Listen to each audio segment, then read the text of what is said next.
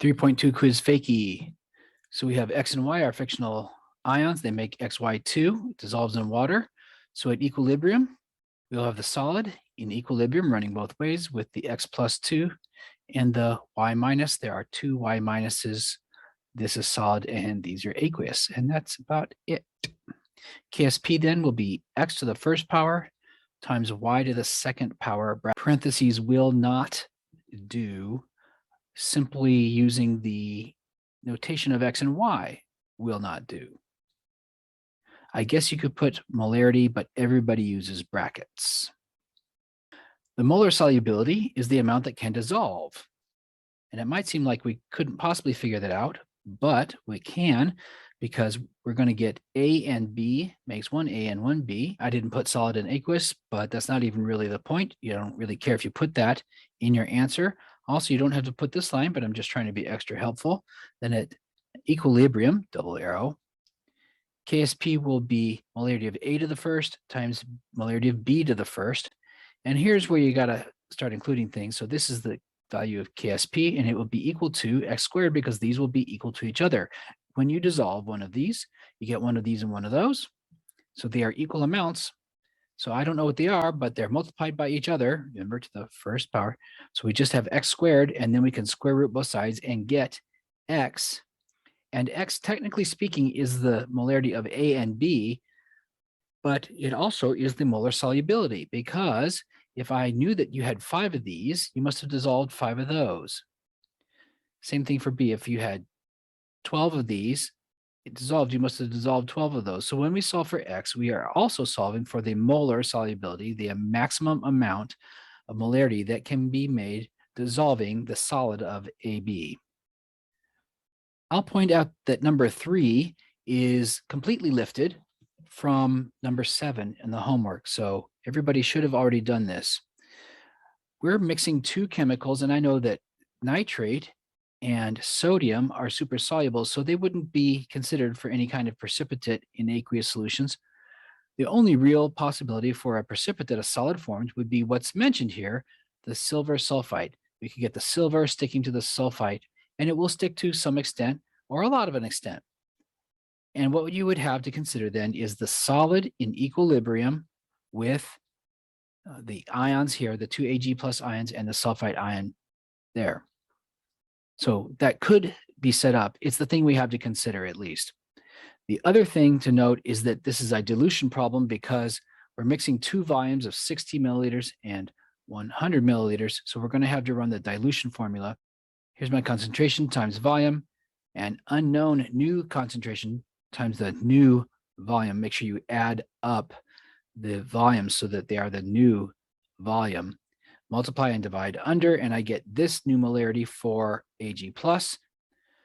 Same thing over here for sulfite. I have the concentration times the original volume equals the new concentration unknown times the new volume. Multiply these, divide under by 160, and I get this is the new concentration for sulfite.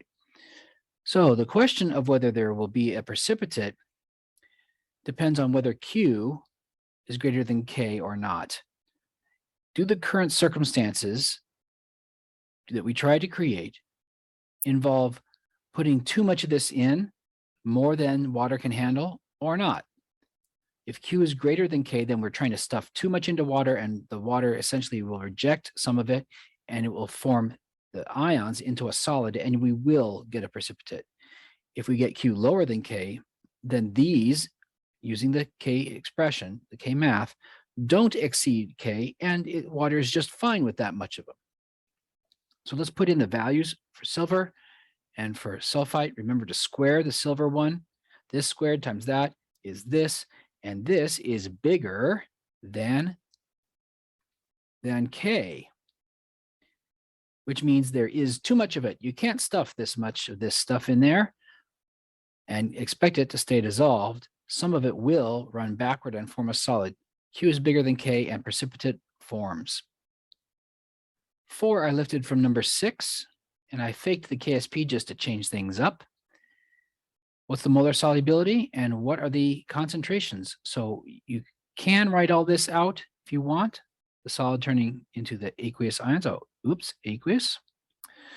And you can write out the KSP thing here if you want. You do need to realize that we're going to get this value being half of that value, but more to the point, this being twice as much as that. That sounds like the same thing, but remember, don't use fractions. So we're going to count this as 1x, or people put S, I guess, for solubility.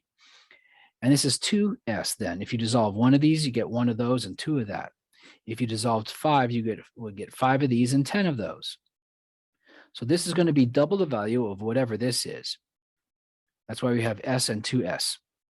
But for K, we take those values to the power of the number in front. So this will be to the first power, and this will be to the second power. So yes, the 2 gets used twice.